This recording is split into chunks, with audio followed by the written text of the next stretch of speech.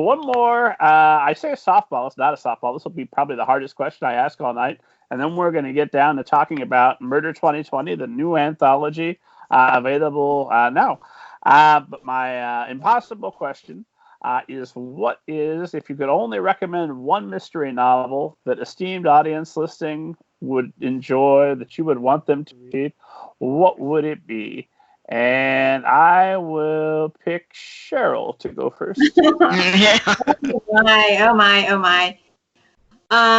There are so many good books, and there's also some books that kind of cross genres, and I think some of those are my favorite. They're not pure mysteries, but they include a mystery. But I think, like Tony, I went through an Agatha Christie phase, and my favorite book of hers was The Murder of Roger Ackroyd. I think everybody should read that book. So even if you haven't read any Agatha Christie, or if you think she's kind of dated or passé or whatever, I would recommend The Murder of Roger Ackroyd. Janet, you look like you've got one on the tip of your tongue. 1 second. Oh, Just finished. It's going to be a visual display. Actually, I, kind of being cooped up because of the pandemic, just kind of stuck at home. I was looking for something that would be like comfort food. So what I did is I had gotten, I went through all of Deborah Crombie's. I had read them like in bits and pieces over the years, and then I started trying to find them in order, and I just picked up her last one. And what I really like about her writing and her stories is the plots are really rich. She has like a husband and wife, British detectives working for Scotland Yard, and they are fully developed characters. She has a way of infusing the stories with a sense of place like few other writers do. Maybe Louise Penny with the Three Pines novels are as rich in detail about with a sense of place, but hers are just really she invokes like all of your senses while you're reading. I mean, you can practically taste the beer that they're drinking in the pub, and you can smell the rain as you're walking through a Cotswold village. As a matter of fact, the last one takes place in the Cotswolds, in a couple of towns where I actually visited about 20 years ago. So I was picturing all this, and the detail was just so rich, but it's like that in every one of her books.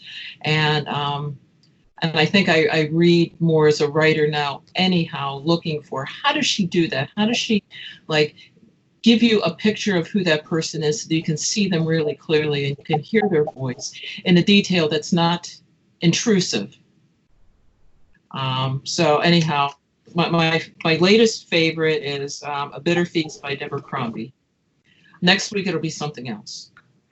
And Tony, what have you got for us? Well, I saw that Janet went for a visual, and so I decided to get a visual. And this is somebody that I know, Rob, that you've had on your podcast before, William Kent Kruger. I am so passionate right now about this book, This Tender Land. It's his new standalone. It's a modern day Odyssey. Well, when I say modern day, I mean it's more modern than the actual original Odyssey, but it takes place in the 40s. And it's just it's a wonderful coming of age murder mystery. It's a glorious thing. And I just, like Janet said, you analyze some of these writers and you just wonder, how do they do it? It's so literate and it's so vivid, and I wish I could write like this guy. But just, yeah. So if I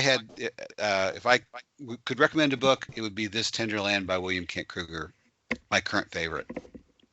That's next on my list. Which one? I was just going to say that's next on my list. So ask me next week and it might be the same.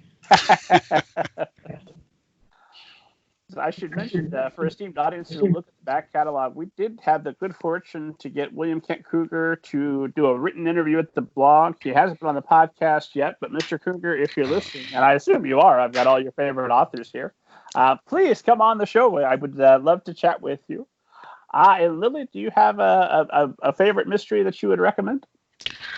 I was racking my brain trying to remember. I think of one, and actually, the one that pops in my head is not a recent one. It's by Anne Perry.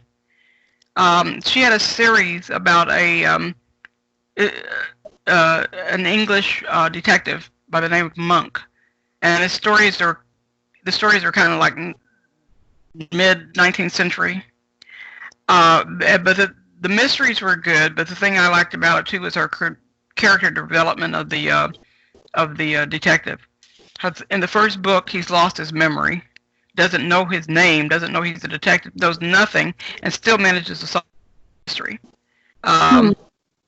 And as the series progresses, he learns more and more about himself. But for some reason that book series just really stuck out in my mind. But it's Anne Perry, and I can't think of the name of all the individual books, but I've read about 5 of them, I believe.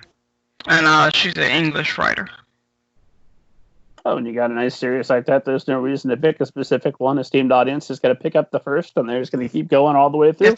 Just keep going.